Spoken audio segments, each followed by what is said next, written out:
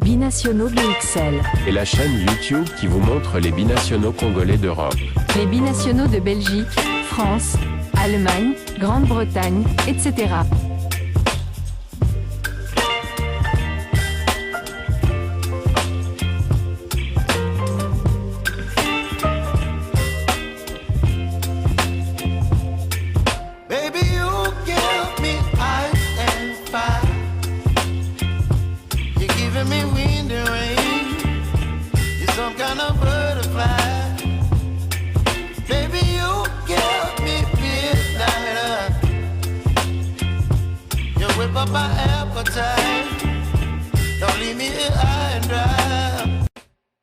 Bonjour à tous. Après les deux matchs du mois de juin comptant pour la 3e et 4e journée de éliminatoire de la Coupe du Monde 2026, négociée avec succès par les Léopards de la RDC, l'heure est venue de parler de la problématique de la récupération des binationaux, parfois capricieux et égoïstes. Sébastien Desabre est déterminé à perfectionner sa tanière avec la présence de plusieurs talents. Au micro de la FECOFA le 3 juin 2024, le chef de file de la sélection avait révélé être aux trousses de plusieurs joueurs à qui il avait présenté le projet sportif comme premier argument. Précurseur d'une vision managériale axée sur le long terme, Desabre veut tout mettre en œuvre pour éviter de créer une cassure après le départ de l'actuelle génération qui a remis la RDC sur la carte du football en Afrique. C'est toujours la même chose comme je l'ai dit, on ne court pas derrière les joueurs. On expose ce que l'on veut faire, on suit beaucoup de joueurs. On s'appuie sur un noyau existant depuis 1 an et demi, mais il est important de savoir régénérer et anticiper les variations d'âge qui pourrait y avoir dans le futur et de voir ces joueurs en situation, avait déclaré Sébastien Desabre. Après sa prolongation de contrat avec la FECOFA, Desabre n'a qu'une obsession: rendre au football congolais sa lettre de noblesse au milieu de tous les géants du monde. Et pour y parvenir, le patron du staff des Léopards met l'accent sur le travail collectif. On est lancé dans un projet et notre objectif est d'être dans le top 5 africain, ça ne se fait pas du jour au lendemain. Il y aura besoin de stabilité. Ensemble avec son staff, il s'engage à ramener tous les binationaux nécessaires à la création d'une équipe forte et redoutable. Analysons cette déclaration de Sébastien Desabre avec nos consultants. Voilà, vous avez suivi les propos tenus par Sébastien Desabre dans une conférence de presse. C'était avant les 2 rencontres comptant pour les éliminatoires de la Coupe du Monde 2026 qui devait opposer la RDC au Sénégal et ensuite la RDC au Togo. C'était plutôt le Sénégal qui recevait la RDC. Donc voilà, Sébastien Desabre avait dit que la RDC ne va plus courir derrière les binationaux. Nous sommes dans une dynamique qui veut qu'on puisse d'abord rajeunir l'effectif et puis aussi essayer d'être dans les top 5 africains. Top 5 africains, ce n'est pas évident, sachant que même être dans les top 10, c'est difficile. Pour nous, on est, je crois, 11e ou bien 12e dans les classements FIFA, dans les rankings FIFA. La RDC est à peu près de ce côté-là. Donc, être dans les top 5 africains, quand on sait qu'il y a le Sénégal, nous avons le Maroc, les autres pays du Maghreb aussi, l'Algérie, la Tunisie, si on doit ajouter encore le Nigeria, l'Égypte. Donc voilà, ça va être difficile, mais c'est l'échange que s'est fixé Sébastien Desabre pour qu'on puisse atteindre cet objectif. Alors, lorsqu'il dit qu'on ne va plus courir derrière les binationaux, dernièrement, nous avions vu comment Mateta, le Mateta de Crystal Palace, avait pas poliment décliné, mais il avait un peu fait une petite gaffe en sortant comme ça une sortie médiatique au niveau du quotidien L'équipe, où il disait que lui, son objectif, c'était d'aller à l'Euro avec la France. Donc, il ne calcule même pas la RDC. Et donc, la RDC ne va pas courir derrière les binationaux. Je ne sais pas ce que vous en pensez de cette déclaration de Sébastien Desabre. Est-ce que les binationaux eux-mêmes doivent venir maintenant vers Desabre? Est-ce qu'il y en a d'autres qui l'avaient fait et puis n'avaient pas obtenu résultat?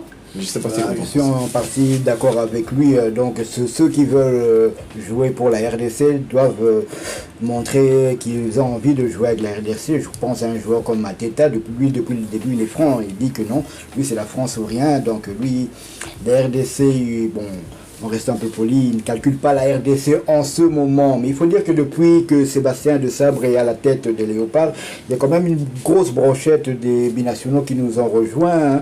Pêle-mêle comme ça, je peux citer Lionel Passinzaou, je peux citer le gardien Dimitri Berthaud, je peux citer Bayeye, Joris Kayembe, Dylan Batubinsika, Charles Piquel, bien qu'il avait déjà été contacté depuis l'époque de Cooper, donc il y a Simon Banza, il y a comment il s'appelle l'attaquant Samuel Essende, il y a Grady Diangana, donc il y a quand même déjà un grand nombre, donc si je mets, ils peuvent déjà atteindre le nombre de 10, hein, donc c'est déjà exceptionnel en 2 ans avoir déjà réussi à convaincre Twanzembe, encore le dernier qui vient d'arriver récemment, qui a joué un très très grand match face au Sénégal là-bas du côté de Diam Diadio.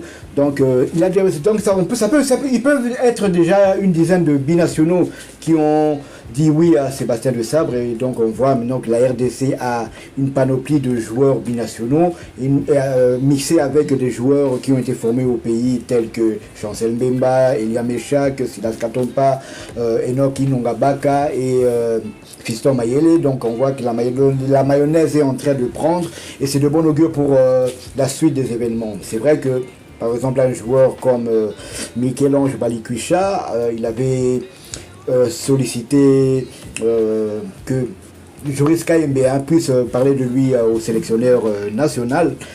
C'est pas le sélectionneur national qui est parti frapper à la porte de Michel-Ange Balikwisha. C'est lui qui doit faire les démarches maintenant pour s'il veut être international congolais.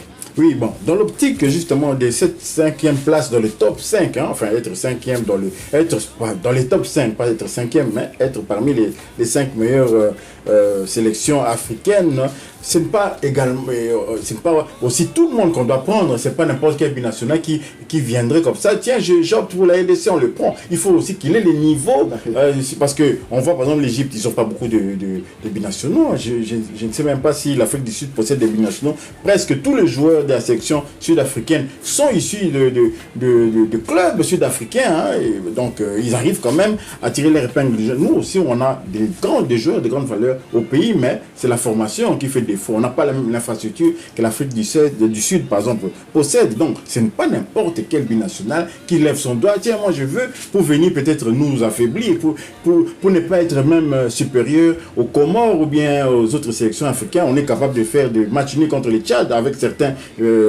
joueurs qui pourtant jouent parmi les clubs d'élite en Europe. Donc, c'est que la valeur, la qualité là puisse venir très vite prendre une décision, parce que Michel-Ange Balikwisha, je ne pense pas que c'est du jour au lendemain comme ça qu'il s'est de nouveau senti congolais, parce que son frère était déjà dans la sélection, le Neymar congolais. Et puis soudain, lui, lorsqu'il voit que la Belgique est en train de lui échapper, il manifeste, il lève son doigt pour dire tiens, est-ce que tu peux pas me pistonner un peu de l'autre côté là? Beaucoup étaient aussi dans la sélection belge, hein, même Joris Kayembe que vous avez cité, il était dans la sélection belge, ils sont nombreux comme ça, mais à la dernière minute, lorsqu'il voit que ça commence à lui échapper un peu, et il opte pour la RDC. Ça peut être le cas aussi, c'était le cas de comment il s'appelle, Paul-José Mpoku. On sait de quelle manière il attendait jusqu'à la dernière minute la décision de Marc Wilmot, sélectionneur de la Belgique. On se souvient encore de Gianelli Mboula, lui carrément il disait que j'ai 4, il avait même mis la pression entre la Belgique et la France, il pouvait opter pour les 2 sélections. Donc voilà un peu, si on doit analyser les propos de Sébastien de Sabre, il faut que les joueurs eux-mêmes puissent manifester leur volonté de pouvoir rallier la tanière des léopards, et certains le font via les réseaux sociaux, juste changer, mettre le drapeau de la RDC à côté du drapeau de son pays d'accueil là, pour que les Congolais puissent s'y intéresser. Ah tiens, il a changé son drapeau, il a fait ceci. On a vu Fayoul le faire, hein. Il y a un moment donné, il avait retiré les drapeaux de la RDC, et puis ensuite, quand il a remis les drapeaux de la RDC, il a commencé à tweeter comme ça. Juste une photo avec les drapeaux congolais à côté parle déjà à la place du joueur, et on commence à s'y intéresser. Si dans la foulée, lui maintenant, il fait en sorte que le sélectionneur puisse être au courant de sa décision, évidemment le sélectionneur va venir le visionner, parce qu'on sait que Sébastien de Sabre avait visionné plusieurs joueurs comme ça, notamment à Guingamp. Il était parti voir, je crois, c'est quel joueur qui joue à Guingamp là encore, celui qui est en Angleterre maintenant. Qui est parti du côté des États-Unis. Il y avait un joueur là qui était venu voir, et puis en même temps il avait vu aussi Sivis, hein. C'est comme aussi pour le Joris Kayembe, quand il était à Charleroi, il était venu voir Joris Kayembe. Il était venu en fait voir, je crois, Menza. hein, et puis il a vu en même temps Joris Kaimi. Donc voilà, il faut aussi que Sébastien de Sabre puisse, il ne peut pas connaître tous les binationaux congolais, ils sont tellement nombreux, même au Luxembourg, au Grand Duché du Luxembourg, il y a des Congolais qui évoluent là-bas, et donc on ne peut pas connaître tout le monde. Même moi, je suis surpris, parfois je découvre comme ça, vous savez peut-être l'histoire de Sébastien, comment il s'appelle, Dimitri Berthaud, lui comment il a pu se retrouver chez les Léopards. Lui, c'est lui qui a fait la démarche de trouver via ses agents. Ils ont contacté la FECOFA et à travers le sélectionneur national. C'est vrai que Dimitri Berthaud, en le voyant comme ça, il n'y a rien qui dit qu'il soit congolais. Et le nom d'ailleurs. Son grand-père était métis, donc son grand-père a eu du sang congolais, c'est suffisant. C'est suffisant.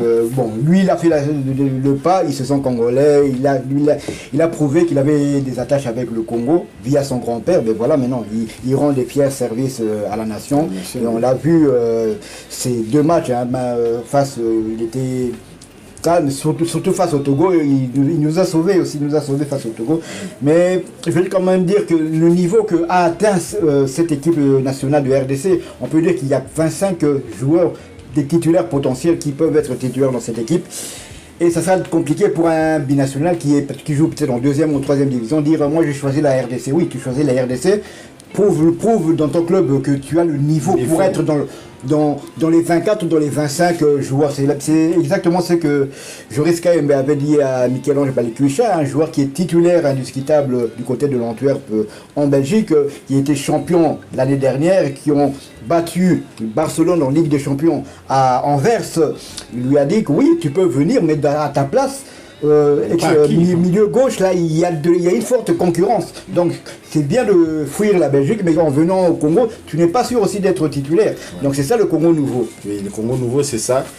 Donc voilà un peu ce qu'on l'analyse sur les propos de Sébastien de Sabre, sur les binationaux qui devraient, normalement, qui veulent venir renforcer la tanière des Léopards. Ils doivent les manifester clairement pour qu'on ne puisse pas perdre notre temps. Il y a certains encore hésitants, on ne sait pas un peu, ça dépend du niveau où tu joues. Et puis tout d'un coup, lorsque tu retrouves les niveaux, tu oublies que tu avais fait en sorte que la RDC puisse s'intéresser à toi. Je peux citer Mavidid, j'espère que Stéphie Mavidid sera là au mois de septembre pour les prochains matchs officiels des Léopards de la RDC, si toutes les conditions sont réunies, la paperasse et tout. Et donc, nous sommes arrivés à la fin de ces sujets. Si vous avez aimé, merci de liker, merci de commenter, merci également de partager massivement cette vidéo. N'oubliez pas de vous abonner et d'activer la petite cloche de notification qui vous permettra de ne pas manquer les prochaines vidéos que nous allons mettre en ligne. Sur ces, Binationaux BXL vous dit au revoir. Binationaux BXL. Et la chaîne YouTube qui vous montre les binationaux congolais d'Europe. Les binationaux de Belgique, France, Allemagne, Grande-Bretagne, etc.